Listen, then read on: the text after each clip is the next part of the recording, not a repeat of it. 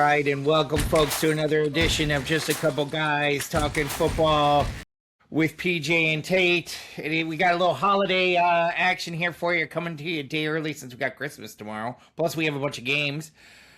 So, Tate, you're actually not even home. You're in another part of the world. Yeah, Where are you at? Long Meadow, Massachusetts, right on the Connecticut border. We're basically in Connecticut. So, visiting the ladies' family. Mom came, having a good old time, eating too much, drinking too much like everybody else. So That's exactly what it's there for. But yeah, let's talk a little bit about that game from Monday, and then we're going to roll right into the Week 17 Ps with PJ and Tate. You know, Niners put on a show, 48-27. What was you? I mean, I definitely agree with what we said, that Shanahan's doing an incredible job coaching, but what'd you see? yeah, but also I thought Felistus Rivers did pretty dang good. That's what I used to call him back when he was a Charger. Got He it. was a Got big it. rival, but no, I'm rooting for him. I thought he's playing pretty good for. I mean, how long he's been out and stuff is. I was rooting for him actually. But yeah, I think the Niners are coming in their own for sure, and you're seeing it. How many injuries they've had of why Kyle Shanahan's such a good coach. Yeah, I mean, Not really surprising. I feel for the Colts because they're having such a great season and just kind of fell off. And it's when you lose your quarterback, it just stinks because they were definitely a pretty dominant team. I do think the league caught up with them though. Finally. Yes. I think even if Daniel Jones wasn't hurt, I think they'd be struggling some too. But well, and a lot of that has to do with the lack of play that the Colts defense has shown lately.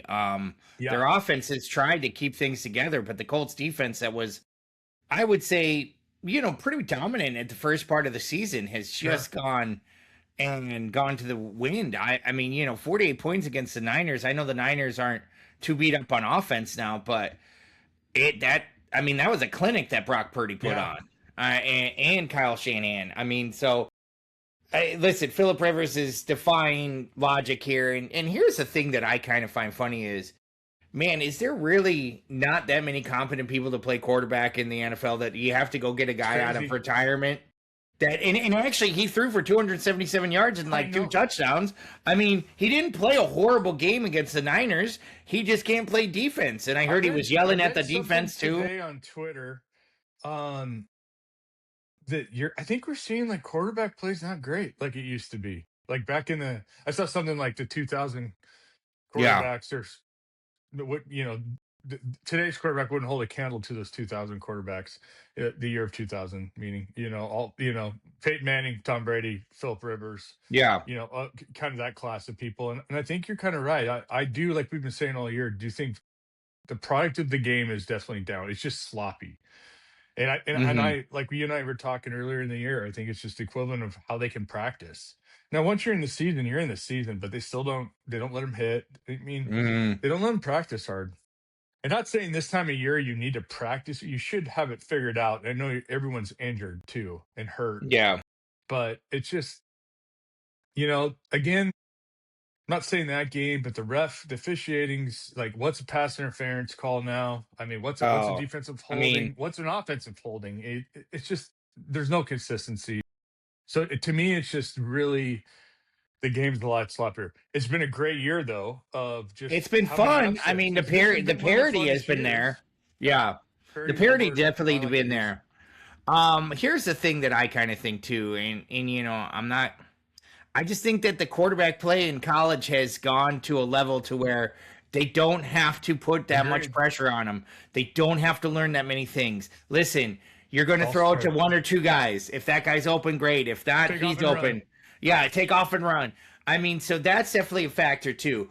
I do agree that the practice time and stuff, but plays a factor into how long teams get warmed up, because you're absolutely right. We're way into the season now, and now it kind of feels like the teams that are really kind of having success are the teams that have slowly kind of consistently built and built and built. I mean, heck, even the Steelers as of late have had a little bit of a run because they've been better building consistently. The Buffalo Bills. It shows you too, like, you can have a great year, but you have got to still play good in the month of December and into January. Oh, 100%. I mean, even if there's let's just say that the Ravens lose to the Packers on Saturday, and we'll get into the picks.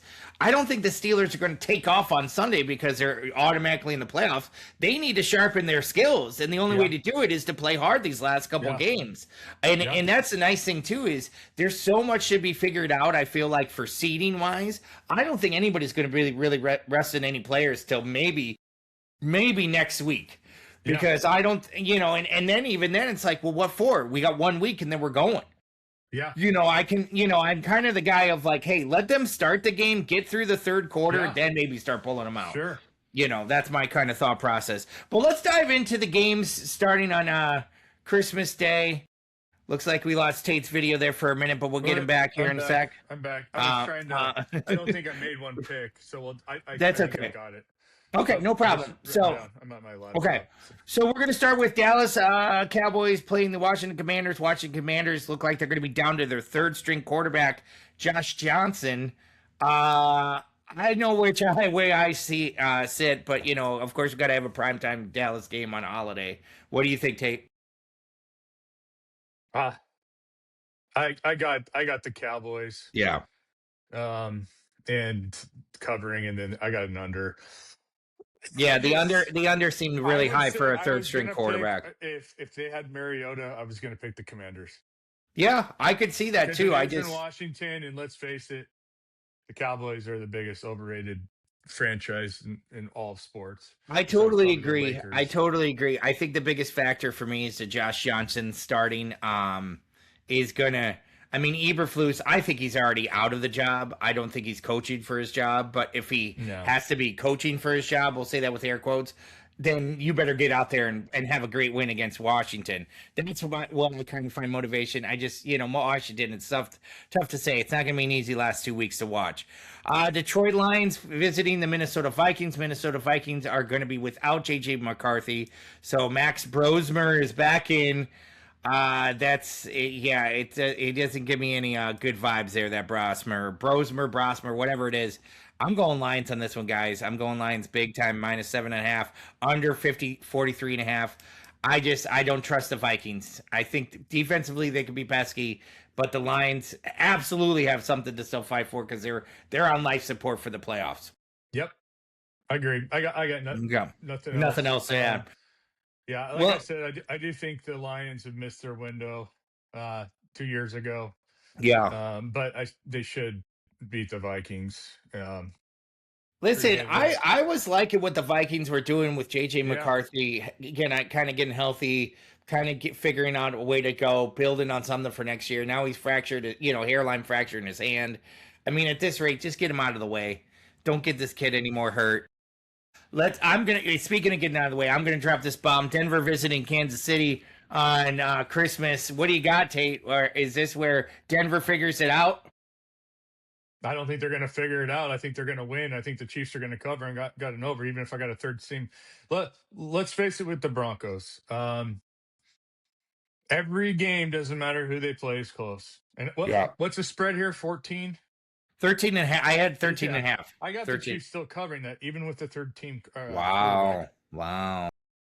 I'm telling you, like, the biggest frustration with me with the Broncos, I'll go back. They've exceeded my expectations for the year. I originally had them 11-6. Okay. But since, and I'm not saying the Chiefs are going to put a whole bunch of yardage and stuff, but since the bye week, their defense is a sieve. They're there are guys wide open against the Commanders. Broncos came back in overtime and won. Wide open with the Packers. Wide open. Then they got a turnover, and then just a lot of pressure on Jordan Love. Last week, Trevor Lawrence had an amazing game. Those guys were even more wide open than the Packers were. So all I'm saying is the Broncos are going to win. I think it's going to be close. It's a short week. And Sean Payton's going to come into this we're just going to do enough not to screw anything up. It's the wrong mentality instead of just going for it. Good thing is they got a wake up call. But to me, is this whole season, besides the Bengals, the Cowboys, I mean, they haven't really had like a strong, convincing win. Everything is everything has to be so perfect. Hopefully, Bo takes another step forward. He kind of regressed last week, but also too, Ben Powers, our left guard, gave up. He can't pass block, and even before he got hurt at the beginning of the year, is the same thing. I would start the other guy. Okay. So there's just some holes, and like the problem is too is the Broncos defense did the same thing last year, right? Like Mhm. at the month of December, their defense did great, and but then just started giving it up. So, anyways, I still got them winning. Hopefully, it's a get right game. It's a short week. I just think they're just going to do enough. Just hey, let's just get out of this with a win and not really attack them. And I hope I'm wrong. I just what I've seen all season. It's just what I've seen. I don't think the Chiefs are world beaters. I think they're 1-2-3 Cancun. I still think they're going to play the Oh Broncos yeah. tough. Yeah, they're definitely 1-2-3 Cancun. I'll be honest with you. After watching that ugly display that the Chiefs put up against the Titans, and I know Minshew got injured, all that kind of stuff. We haven't seen this team go that lax for a while. I think Kelsey had one catch for 6 yards. Listen, I know Denver's a tough division opponent. I'm going Denver. I'm going Denver. I think Denver's gonna have a little extra oomph. I think that they. I just don't think Kansas City. My problem is Kansas City's on their third string quarterback. Denver's defense needs to get a little bit of edge back to it. I think that this is the game you kind of do it. I'm going to ride Denver, and I know it's a lot of points. I totally agree with you, but I'm going to have a little bit more Yeah. for them. Quick thing, Yeah, go ahead. before we move on. The LA documentary is pretty decent, but they left way too much out of it. So all you fans who want it's a good documentary, but it shows you nothing of how awesome he was. In fact, I thought it was more of a disservice. That should have been a four minimum of a Was four it only one series. episode? I It's haven't one watched it episode. yet. Oh, that's not good. Two maybe, but they didn't even go. You could tell they rushed everything because it's Yeah. such a big story, but they didn't show all of his mile high comebacks. Like they went into all of his big losses in the Super Bowl and how it really affected him. But there is they didn't even But show how he like how got to every amazing. one of those Super Bowls was Well, yeah, unbelievable. they showed the drive back in Cleveland, but they didn't even show how amazing his arm was. And I'm like there's maybe Marino, but like in my opinion, we haven't had a quarterback who could sling the rock like Elway, and they left all of that out. Then there's so many more. Like even his GM run, they barely dove into that. So to me, it was just like a thrown together documentary, and it's like, man, do it like The Last Dance. I kind of wonder if they didn't have permission from LA to go that in depth on everything. Yeah, and that's one thing I've learned too with LA is, and he kind of goes into it, but kind of how introverted he likes his life to be. So, yeah, I could see that. Anyways, it's good, but it's as a a diehard Bronco fan and growing up with LA when I was a kid, It didn't satisfy it. Show and like also just it would have helped for other Hall of Fame Broncos that are getting screwed out of it, like Mike Shanahan. He should be in the Hall of Fame. Like they could have gone into that and just to put it out in the whole country of people to watch more stuff who don't understand it. So that it was a little frustrating. Copy that. No, I was curious what your thoughts were on it. So yeah, Netflix got a free plug there, a little Elway documentary on there, so check it out. But definitely not the whole story, which kind of stinks because that's the thing that I think not a lot of people realize if didn't watch Elway at all. Yeah, and you grew up in Colorado, you knew about it, Definitely towards that latter part, he would pick up teams and just carry them with him. Will them to the Super Bowl. Had no reason to be there other than Elway got him there, and it was just unbelievable. Let's talk about some of the other teams, though, playing on Saturday. We got the Houston Texans visiting the Los Angeles Chargers in a sneaky good game for the early slate. I got to tell you, I went back and forth, but I think Houston's ability to play defense and to spread it out on the offense will be enough to beat the Los Angeles Chargers. I agree with you. I got the Texans too. I got the Texans. Are they playing in LA? They're playing in LA. +1, so Texas went +1.5. Yeah. Yeah, I got Texans in the over. I did the under. For the Broncos' sake. Yeah. Oh yeah. The Chargers for sure. I definitely think the Texans got a lot more momentum going. Uh, I do I think the agree. Chargers offense is better than the Texans offense. But I think right now, what you're seeing at this time of the year, the defense means more this time of year. The defensive line on Houston Texans is going to cause Justin Herbert some havoc. Do I agree Mm-hmm. that Justin Herbert is probably a better quarterback than CJ Stroud? Yes. The problem is Justin Herbert's not going to have a lot of time back there, and it's No. going to cause some havoc. And I think Houston's way of being able to probably maybe run the football a little bit will get the Los Angeles Chargers off their little momentum kick that they're on. And I think Texans are going to win this momentum battle, if you will, against the Los Angeles Chargers. Let's talk about the Baltimore Ravens. I guess with a bruised Lamar Jackson, I don't think he's playing. I think Snoop Huntley's playing for the Baltimore Ravens. They're visiting the Green Bay Packers.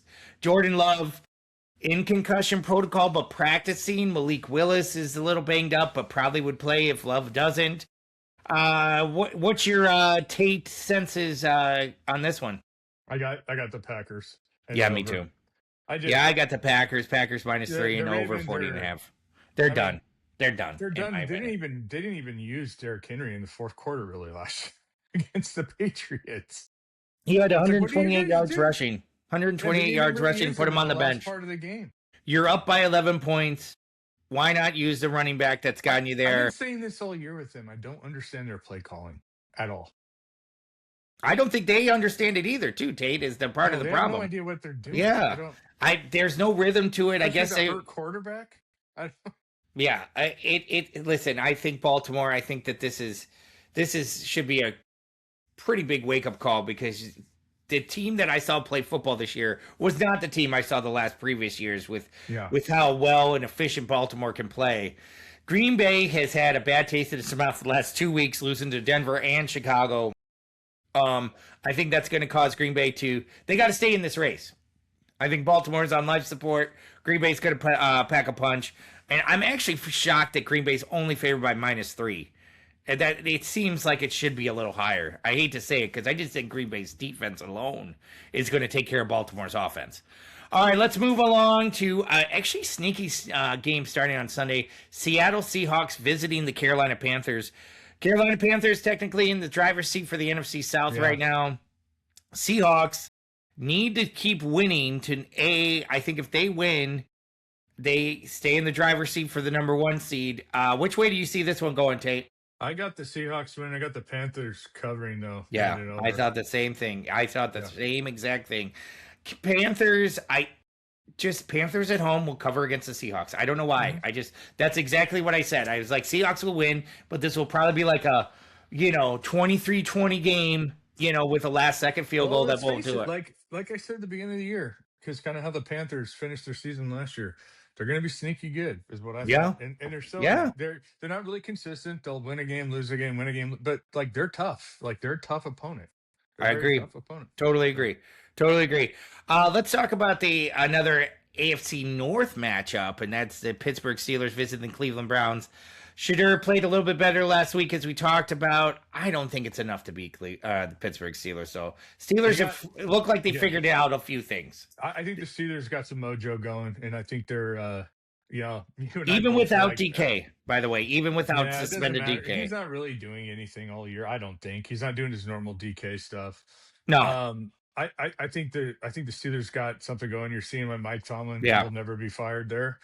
Another winning season for him. Another one. And he never has. They are a team too that's nobody's talking about, that's sneaky, that you don't want to play. I'll be honest with you, I totally thought about the same thing this morning when I was kind of driving around, because I was running errands, just thinking of my picks.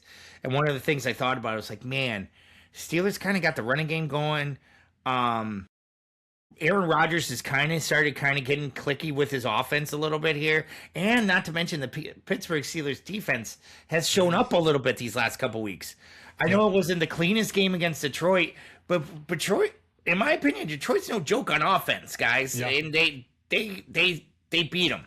So, I mean, that's my kind of thought. I think Pittsburgh wins this game. I think that they handle this game, actually. Pittsburgh -3, I think why? Because they don't have DK? They're not going to blow these guys away? Get out of here. Over 33.5 as well.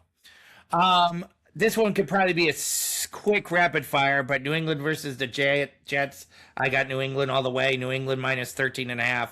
I'll take the under 42.5. I got the same thing. I got the under too. Yeah. So here's the only thing I'm really kind of curious about is if the Jets can go a whole season without forcing an interception. Yeah, I saw that.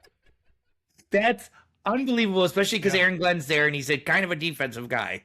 That's going to be sick. Fired their D coordinator because it was his fault. I mean, it's Steve Wilkes actually does have a bad rap of getting blamed for a lot of things. Oh, yeah. But his defensive approach isn't always great. Yeah, everywhere. Speaking of everywhere, we talk about the Jacksonville Jaguars visiting those aforementioned Indianapolis Colts. Guys, I wanted to say the Colts will hold tight in this one. Jacksonville's on a tear. Jacksonville minus 6.5 and over 48.5. Are they the best team in the AFC right now? I think they are. Hey, listen. Right now, you're not going to hear a big argument for me on the other ways because you just beat the Broncos, and I think they could just beat the Broncos. They handled them. They handled them. And I also think I was watching some guy I follow on Twitter, very into the Broncos. He's a media guy. He even said it. He goes, "The Broncos looked exhausted," which I said that last week, and just very disinterested. I don't care.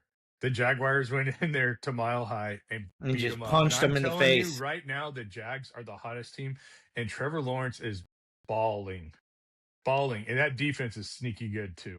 I'll be honest with you. I don't think that it's pretty crazy how they traded for Jacoby Myers, who was just floundering on the Las Vegas Raiders, and they've made him. They've already given him an extension, by the way, which was good because they saw him play a couple games. But it's worked out so well with Trevor Lawrence having another person to throw to. They've got some good young talent on that team. Trevor looks like he's figured some stuff out. Yeah, Duval. Duval changed his stance. His stance.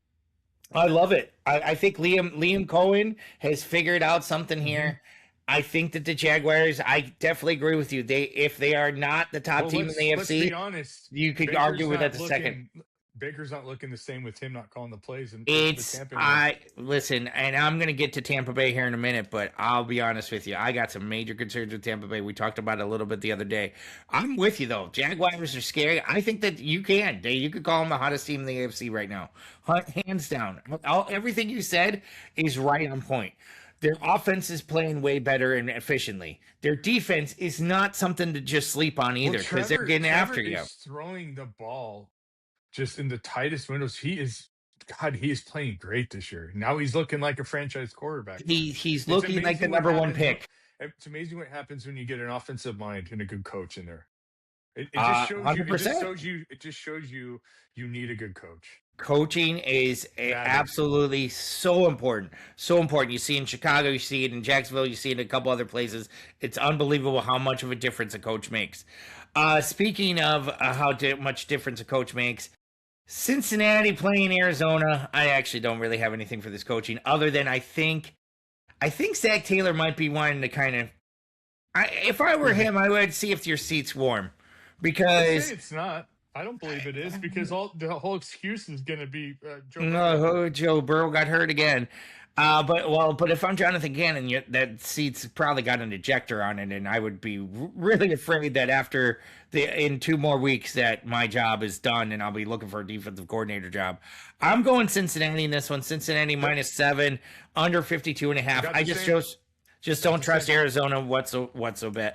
Let's talk about those Tampa Bay Buccaneers. They're going to Miami. Guys, I'm picking Miami. I'm sorry. I'm done. Tampa Bay, I'm out. I think Miami's got a little bit more to fight for. I just can't trust Tampa Bay. Listen, and they're going to lose by 3 again. They're going to lose like 27-24. They'll probably have the lead and then they'll give up 10 points in the last 3 minutes or something. What's your thought? I got the Bucks covering it and over. Oh, I'm not high on Tampa Bay. I don't think Quinn Ewers has got it. Yeah. Why did the Dolphins surpass Zach Wilson? Probably just to see because they've seen Zach Wilson. They want to see what they got with Quinn to kind of make an educated decision, I guess. I don't know, but you're absolutely right. I mean, I think that the whole reason is, hey, Zach, we know what you've been. Let's see what Quinn's got at least for 3 games. Helps them make a decision for next year. Listen, I agree with you. I think that Miami, I don't know if they have enough firepower to do this, but my whole distrust with Tampa is the biggest reason I picked there. A game that I have really nothing to speak about, New Orleans versus Tennessee. I got New Orleans, I guess. New Orleans minus 2.5, over 39.5.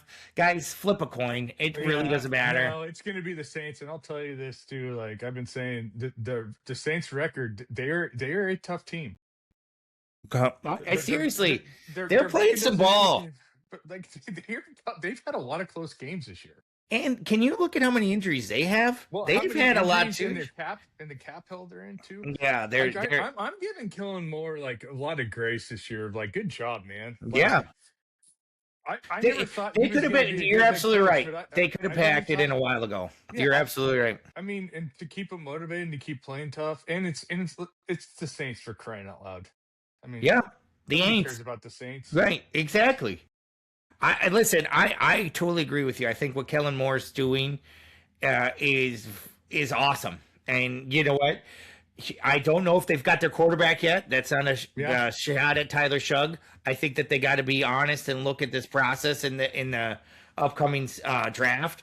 But the way that they've been kind of piecing some things together, I think that you can find a younger nucleus in some of that. You're going to have to jettison some players. I'm not saying it's a complete turnaround next year, but my thoughts and my hopes are a lot better than they would be for some other teams. I'll tell you what, you ask me if I want the Saints or the Tampa Bay Buccaneers future next year, I might be leaning Saints right now because the Tampa Bay just, unless their coaching just completely changes, I don't know who they are. No, I think you called it last week or last episode when we were talking about the Bucs. Todd Bowles kind of does this. He has a few good years, and then it just kind of falls flat, dude. Yeah, it falls flat. And not only that, he's not that creative on defense. It's like, hey, we're gonna bring the house. Okay, we're gonna bring the house. Great. Works in college. Hey, hang on. I know what we're gonna get for him. We're gonna bring the house. Zero blitz. We're bringing everybody. Cover zero, guys. Come on, let's go again. Just everybody go. Just everybody go. Who cares? We're gonna get there. Wait, they got a touchdown for 50 yards. God, 3 guys are wide open. Damn it. I'm sorry, but that's what it is. I've watched Tampa Bay. This is why they can't hold on to a lead. Everybody knows, okay, guess what? They're going to blitz. So one guy's going to be open. Someone's going to be open. So that's just what's kind of funny to me. Another game. Oh, sorry. This is another game I don't necessarily have a lot to talk about. The Giants versus the Las Vegas Raiders. Giants. I'm surprised that the Giants aren't favored. Giants plus 1.5. I mean, sure, the Raiders had a decent game against the Texans. That was probably it. The air is completely out of the balloon in Las Vegas. John Harbaugh is going to be the Raiders' next head coach. You heard it here. I know you keep saying it. You're going to will it into you're going to put this into the ether, and it's going to be right in your face. You know what's going to happen, and then we're going to be like, oh, great, that's the AFC West. Okay, AFC West, 4 Hall of Fame head coaches. Awesome. Oh yeah, this is just fun. This is a great time. Get a break, please. Yeah. Yeah. All right, so here's a couple games I do want to talk about. Philadelphia Eagles playing Buffalo Bills. We actually got a semi-decent game in the afternoon. Yeah. Listen, I think what it breaks down in this one is both teams have been playing a little bit better over the last couple weeks. I think for me, I'm still a little bit more that the Eagles defense has got more against the Buffalo Bills than the Buffalo Bills defense has against Philadelphia. What is your thoughts, Tate? I got the Bills covering in the over. Oh, you got the Bills covering and the over. The Eagles. I know the defense is played a heck of a lot better, and they're starting to use Saquon running game more. Saquon. Their running game more, but I think the Bills in Buffalo.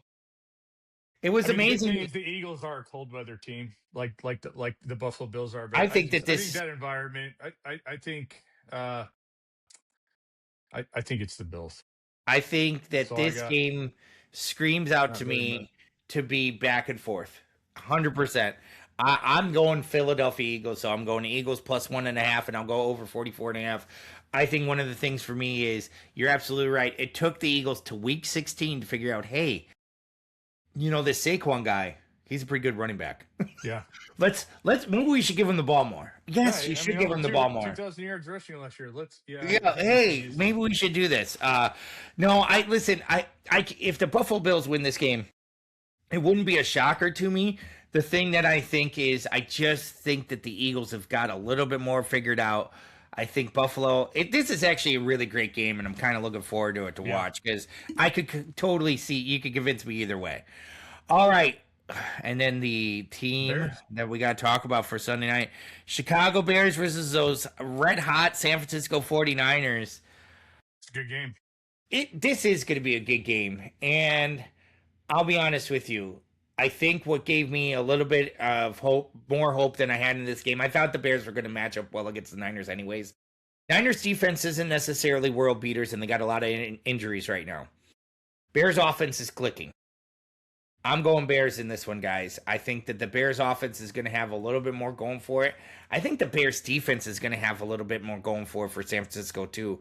I think it's going to be a hard-fought game, but I think that the Bears and a little bit more of their defense playing just the right way against San Francisco, and San Francisco's defense being a little bit too banged up to kind of, withhold this power of the Bears offense that I've never been able to say before.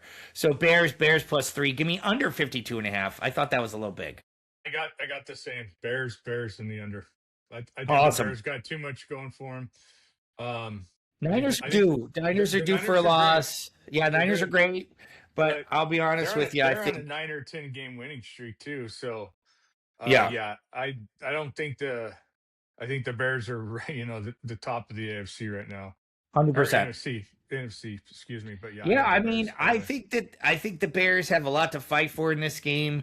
I think, with a win, I think that they pretty much clinched the division. And guys, I just, there's something about the Niners that I have the feeling that the Bears are going to match up well with them. I just don't know why. I just have this really good feeling for it. All right, let's talk about the Monday night game, Los Angeles Rams versus the Atlanta Falcons. Atlanta Falcons being a little pesky lately, but I'm sorry. Not enough to beat the Rams. Rams -7.5, under 49.5, because I don't think the Falcons are going to score that much. Rams are pissed off about losing that last game.